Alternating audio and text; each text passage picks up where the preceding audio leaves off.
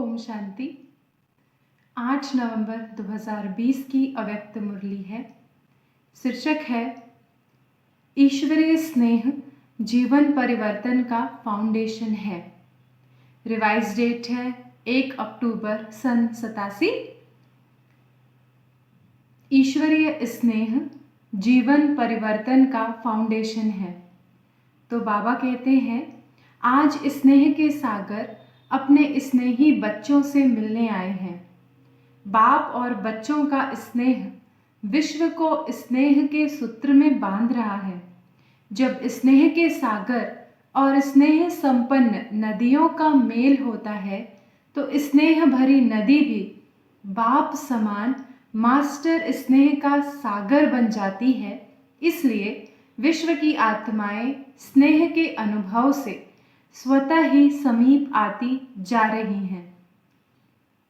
पवित्र प्यार व ईश्वरीय परिवार के प्यार से कितनी भी अनजान आत्माएं हो, बहुत समय से परिवार के प्यार से वंचित पत्थर समान बनने वाली आत्मा हो, लेकिन ऐसे पत्थर समान आत्माएं भी ईश्वरीय परिवार के स्नेह से पिघल पानी बन जाती है।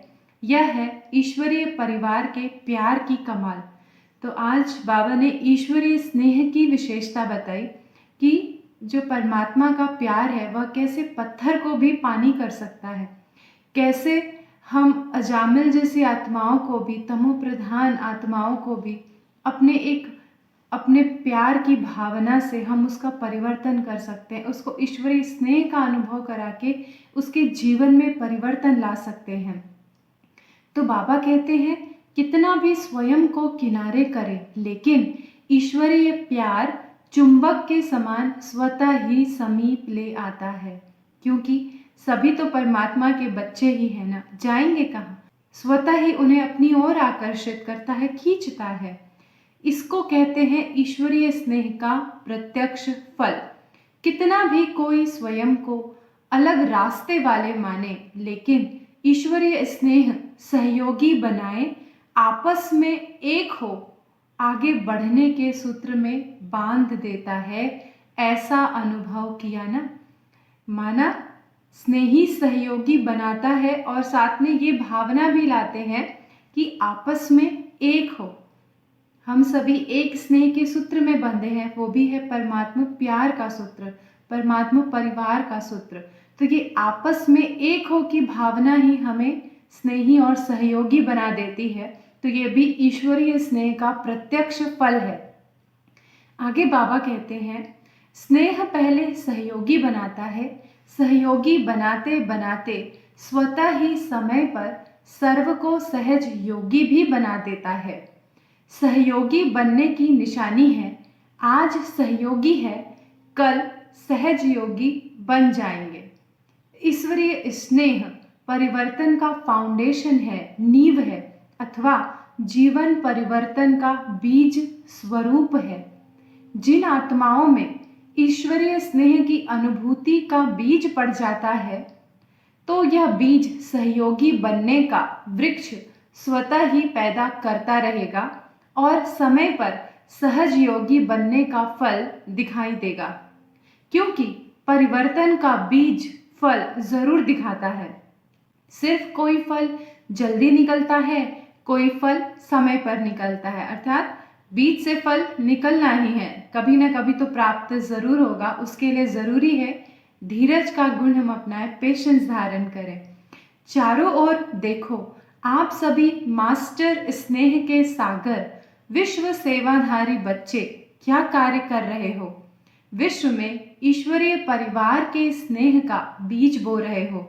जहां भी जाते हो, चाहे कोई नास्तिक हो व आस्तिक हो, बाप को न भी जानते हो न भी मानते हो, लेकिन इतना अवश्य अनुभव करते हैं कि ऐसा ईश्वरीय परिवार का प्यार जो आप शिववंशी ब्रह्मा कुमारियों से मिलता है, यह कहीं भी नहीं मिलता।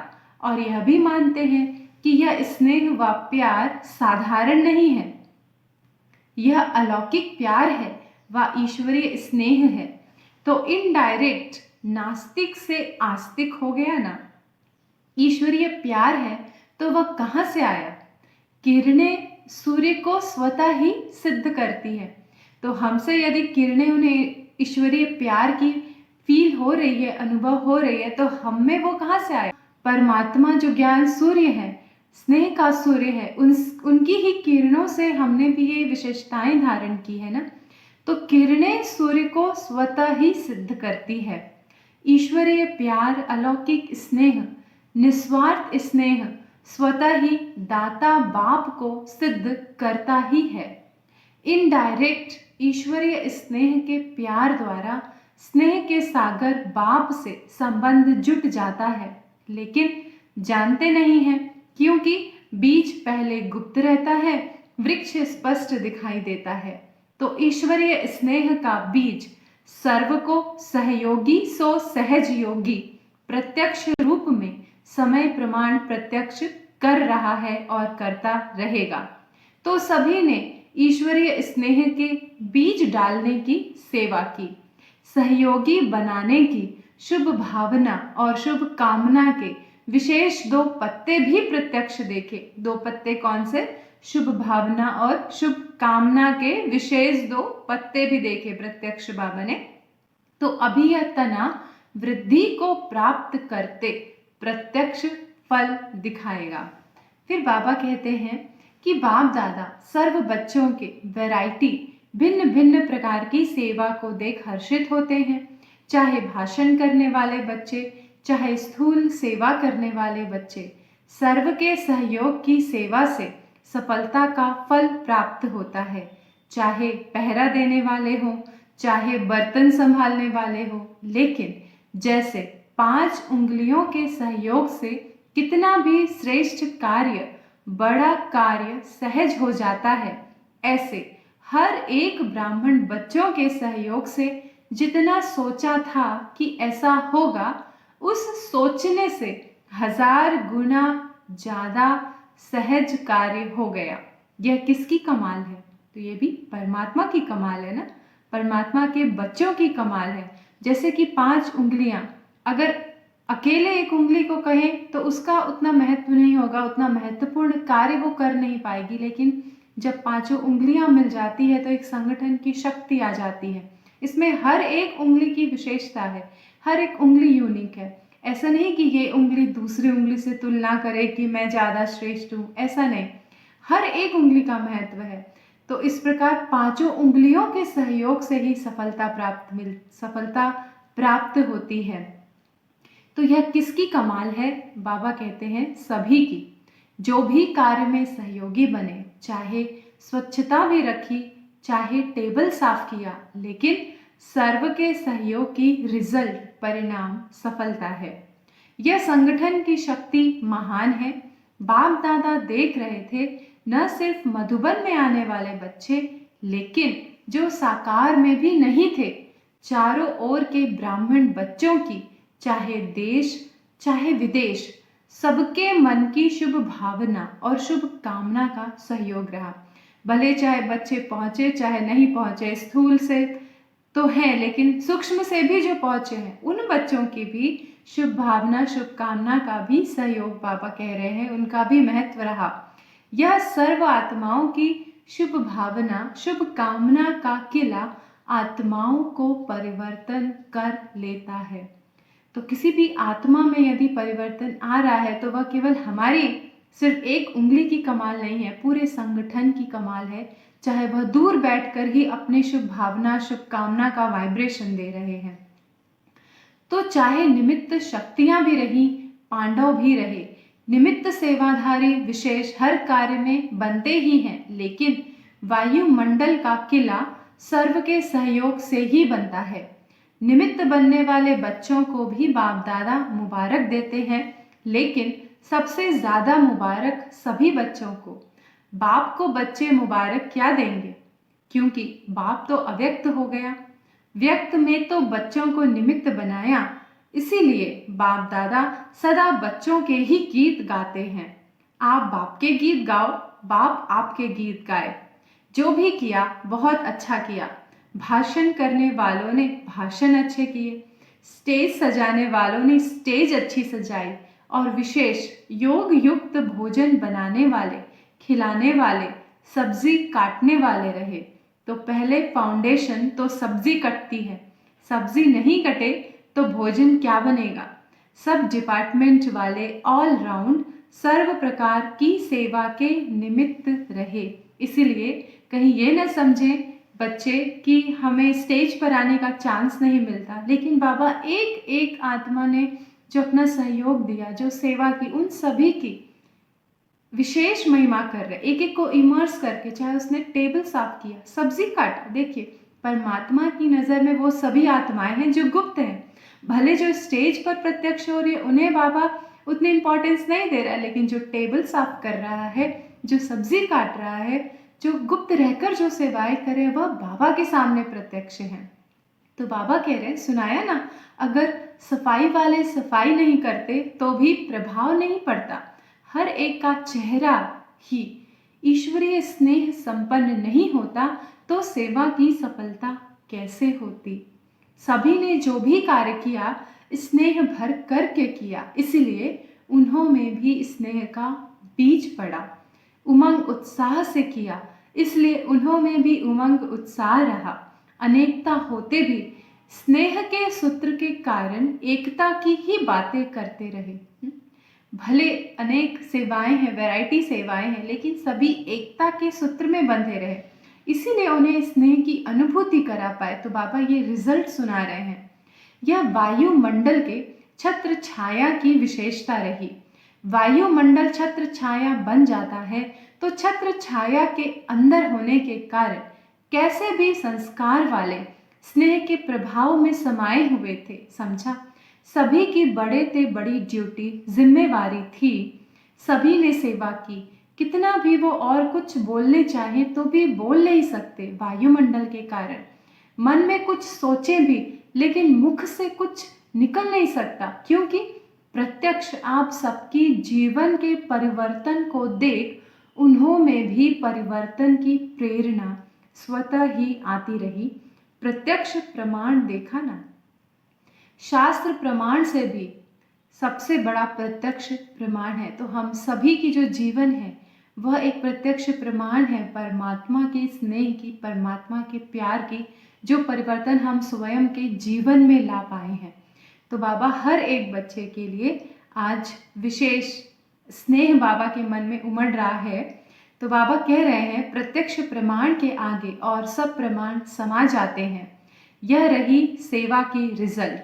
अभी भी उसी स्नेह के सहयोग की विशेषता से समीप लाते रहेंगे तो और भी सहयोग में आगे बढ़ते जाएंगे। फिर भी प्रत्यक्षता का आवाज बुलंद तभी होगा जब सब सत्ताओं का सहयोग होगा। विशेष सर्व सत्ताएं जब मिलकर एक आवाज बुलंद करे तब ही प्रत्यक्षता का पर्दा विश्व के आगे खुलेगा। वर्तमान समय जो सेवा का प्लान बनाया वह इसलिए ही बनाया है ना, सभी वर्ग वाले अर्थात सत्ता वाले संपर्क में, सहयोग में आए, स्नेह में आए तो फिर संबंध में आकर सहजयोगी बन जाएंगे। अगर कोई भी सत्ता सहयोग में नहीं आती है तो सर्व के सहयोग का जो कार्य रखा है वह सफल कैसे होगा। तो सभी वर्ग की आत्माओं को संबंध संपर्क में लाने का जो बाबा विशेष डायरेक्शन दे रहे हैं वह सर्व के सहयोग से ही संभव है। बाबा ने कहा अभी फाउंडेशन पड़ा विशेष सत्ता का। धर्म सत्ता सबसे बड़े से बड़ी सत्ता है ना, उस विशेष सत्ता द्वारा फाउंडेशन आरंभ हुआ। स्नेह का प्रभाव देखा ना। वैसे लोग क्या कहते थे, यह इतने सब इकट्ठे कैसे बुला रहे हो, यह लोग भी सोचते रहे ना। लेकिन ईश्वरीय स्नेह का सूत्र एक था, इसलिए अनेकता के विचार होते हुए भी सहयोगी बनने का विचार एक ही रहा। ऐसे अभी सर्व सत्ताओं को सहयोगी बनाओ, बन भी रहे हैं, लेकिन और भी समीप सहयोगी बनाते चलो, क्योंकि अभी गोल्डन जुबली स्वर्ण जयंती समाप्त हुई तो अभी से और प्रत्यक्षता के समीप आ गए। डायमंड जुबली अर्थात प्रत्यक्षता का नारा बुलंद करना।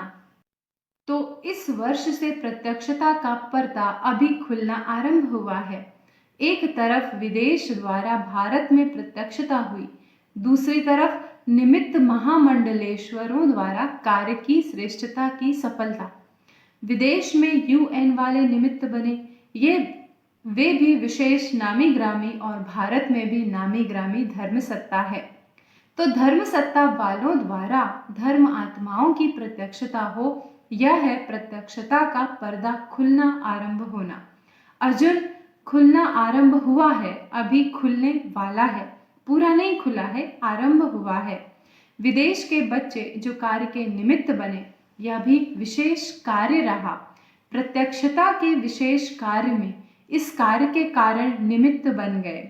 तो बाप दादा विदेश के बच्चों को इस अंतिम प्रत्यक्षता के हीरो पार्ट में निमित्त बनने के सेवा की भी विशेष मुबारक दे रहे हैं। भारत में हलचल तो मचा ली ना, सबके कानों तक आवाज गया। यह विदेश का बुलंद आवाज भारत के कुंभकर्णों को जगाने के निमित्त तो बन गया, लेकिन अभी सिर्फ आवाज गया है, अभी और जगाना है, उठाना है। अभी सिर्फ कानों तक आवाज पहुंचा है, सोए हुए हैं। सोए हुए को अगर कान में आवाज जाता है तो थोड़ा हिलता है ना, हलचल तो करता है ना, तो हलचल पैदा हुई। हलचल में थोड़े जागे हैं, समझते हैं कि यह भी कुछ है। अभी जागेंगे तब जब और जोर से आवाज करेंगे। अभी पहले भी थोड़ा जोर से हुआ।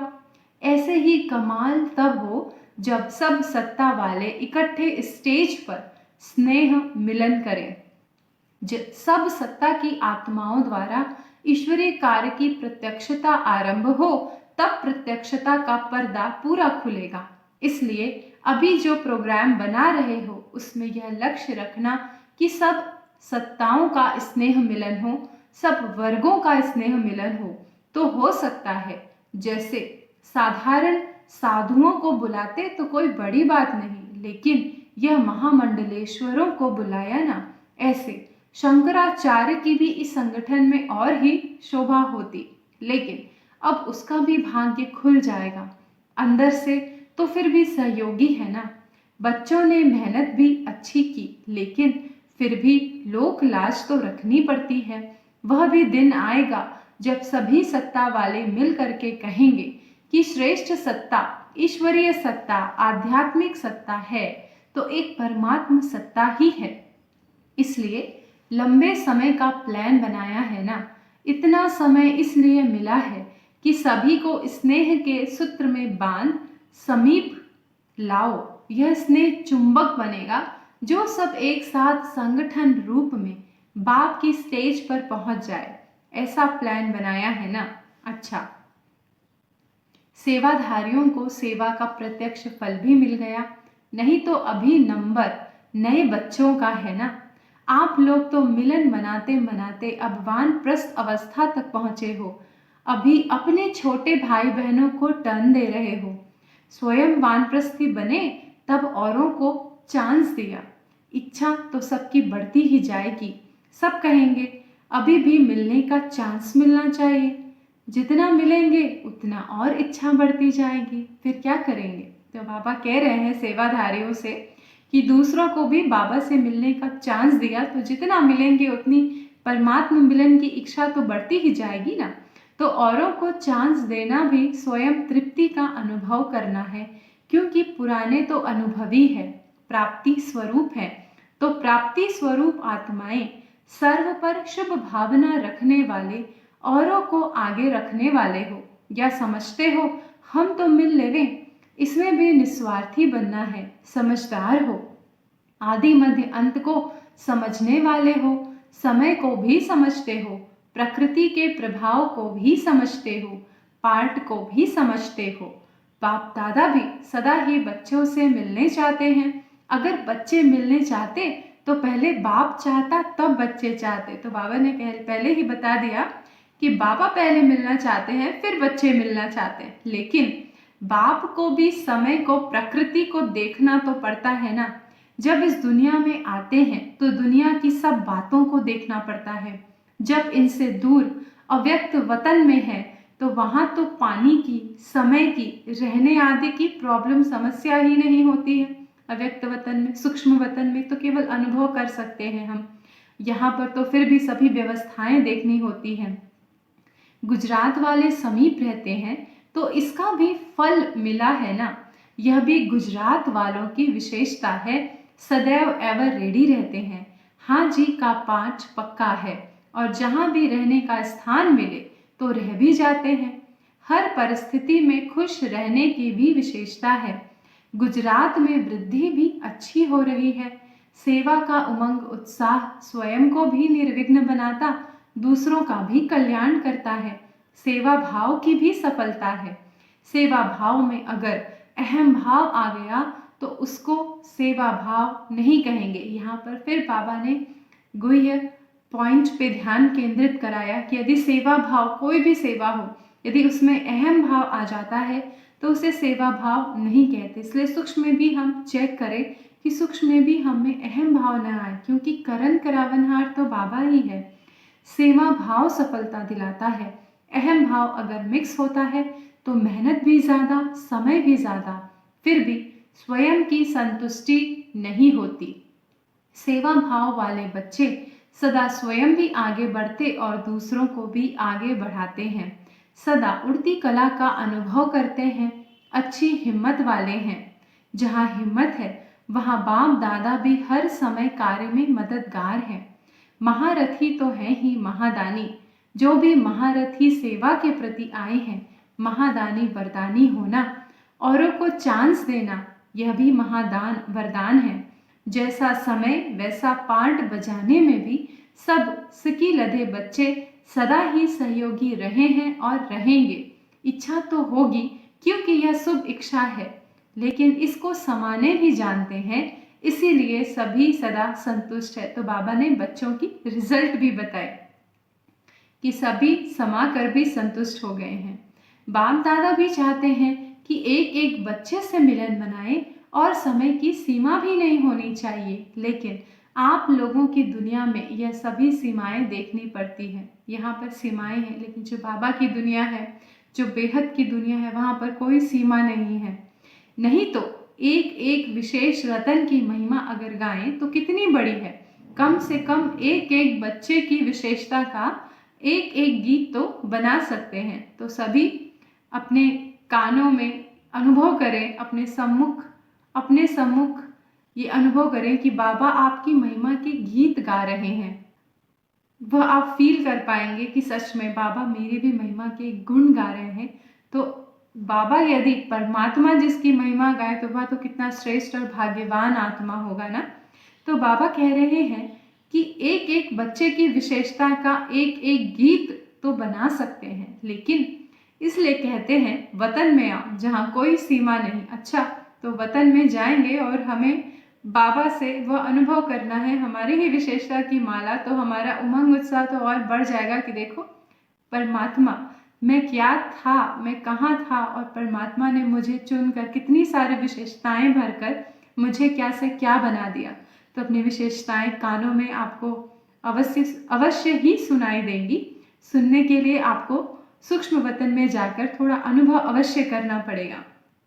अच्छा, सदा ईश्वरीय स्नेह में समाये हुए, सदा हर सेकंड सर्व के सहयोगी बनने वाले, सदा प्रत्यक्षता के पर्दे को हटाए बाप को विश्व के आगे प्रत्यक्ष करने वाले, सदा सर्व आत्माओं को प्रत्यक्ष प्रमाण स्वरूप बन आकर्षित करने वाले, सदा बाप और सर्व के हर कार्य में सहयोगी बन एक का नाम वाला करने वाले, ऐसे विश्व के इष्ट बच्चों को, विश्व के विशेष बच्चों को बाप दादा का अति स्नेह संपन्न याद प्यार, साथ साथ सर्व देश विदेश के स्नेह से बाप के सामने पहुंचने वाले सर्व समीप बच्चों को सेवा की मुबारक के साथ साथ बाप दादा का विशेष याद प्यार स्वीकार हो। हम रूहानी बच्चों के भी रूहानी माता पिता बाप दादा को बहुत बहुत याद प्यार, गुड मॉर्निंग और नमस्ते। शुक्रिया बाबा, शुक्रिया। वरदान है आज का, नॉलेजफुल की विशेषता द्वारा संस्कारों के टक्कर से बचने वाले कमल पुष्प समान न्यारे व साक्षी भव। संस्कार तो अंत तक किसी के दासी के रहेंगे, किसी के राजा के। संस्कार बदल जाएं यह इंतजार नहीं करो, लेकिन मेरे ऊपर किसी का प्रभाव न हो, क्योंकि एक तो हर एक के संस्कार भिन्न हैं, दूसरा माया का भी रूप बनकर आते हैं। इसीलिए कोई भी बात का फैसला मर्यादा की लकीर के अंदर रहकर करो। भिन्न भिन्न संस्कार होते हुए भी टक्कर न हो, इसके लिए नॉलेजफुल बन कमल पुष्प समान न्यारे व साक्षी रहो।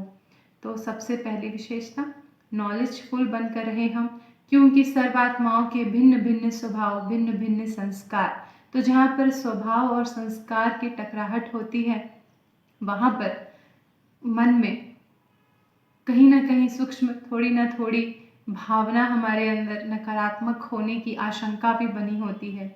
इसलिए बाबा ने कहा कि जितना आप न्यारे और साक्षी रहेंगे, उतने आप डिटैच रह सकते हैं, उनके संस्कारों के प्रभाव में नहीं आएंगे, उनके टकराव में नहीं आएंगे। इसलिए बाबा ने कहा कि कमल पुष्प समान न्यारे व साक्षी रहो। किसी के प्रति भी जजमेंट नहीं दे देना है कि यह ऐसा ही है, इसमें परिवर्तन नहीं हो सकता। नहीं, बाबा ने कहा कि आपको साक्षी रहना है और साक्षी और न्यारे होकर के उस आत्मा का पार्ट देखना है कि उस आत्मा को वह पार्ट मिला है और वह कितनी सुंदर तरीके से वह अपने उस पार्ट को प्ले कर रहा है। तो जब हम ऐसे साक्षी और न्यारे हो जाएंगे, उस एक्टर की एक्ट देखने में यदि हम ध्यान लगाएंगे तो हम न्यारे रह सकते हैं। तो उस समय नॉलेज फुल के अनुभव में स्थित हो जाना है। केवल ये स्मृति रहे कि मैं हूँ, नहीं, अनुभवी स्वरूप बन करके उस स्टेज पर हमको आना है।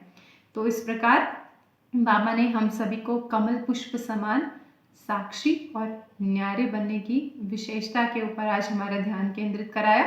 फिर आज का स्लोगन है, हठ व मेहनत करने के बजाय रमणीकता से पुरुषार्थ करो। मेहनत करना है हमें, लेकिन जबरदस्ती नहीं। यदि हठ से करेंगे तो हमें बहुत मेहनत अनुभव होगी और मेहनत थका देती है। इसलिए जितना रमणीकता से, खुशी खुशी, मनोरंजन समझकर हम यदि पुरुषार्थ करें, ज्ञान, योग, धारणा, सेवा जो भी है उसमें रमणीकता का गुण भी रहे, तो हमें मेहनत का अनुभव नहीं होगा और बहुत अच्छी रीति से हमारी खुशी और बढ़ती जाएगी और मेहनत का अनुभव हम अपने ब्राह्मण जीवन में नहीं कर पाएंगे।